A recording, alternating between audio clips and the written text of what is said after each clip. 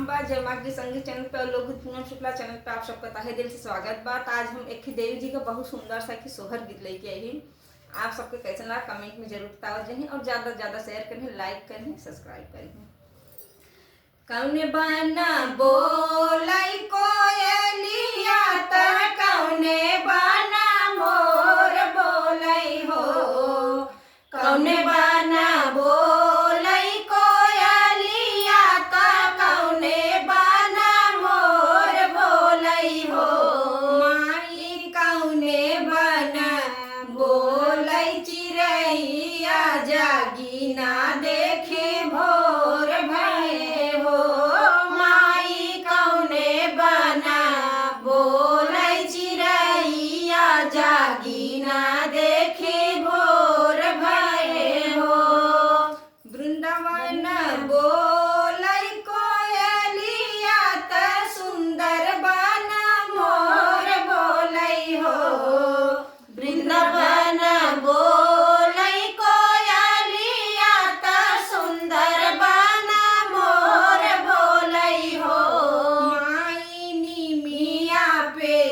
बोलाई चिड़ैया जागी ना देखे भोर भये हो, माई निमिया पे बोलाई चिड़ैया जागी ना देखे भोर भये हो,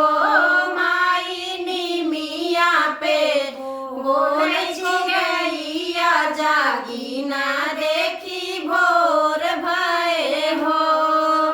मालिन बिटियावा फुलवा लोढ़ी लावई हरवा बनावई हो, मालिन बिटियावा फुलवा लोढ़ी लावई हरवा बनावई हो, मैया गंगा से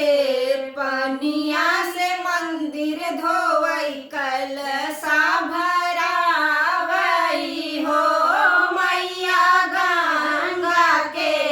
पनिया से मंदिर धोवई कलशा भरावई हो, मैया गंगा के पनिया से मंदिर धोवई कलशा भरावई हो। पूरब से उगली किरनिया तो सगरवा जोर भइले हो, पूरब से उगली किरनिया त सगरवा जोर भइले हो, माई 4 बजे बोलै चिड़ैया जागी ना देखे भोर भये हो, माई 4 बजे बोलै चिड़ैया जागी ना देखी भोर भये हो, माई 4 बजे बोलै चिड़ैया जागी ना देखी भोर भये हो। भक्तन के भीड़ लागे भारी त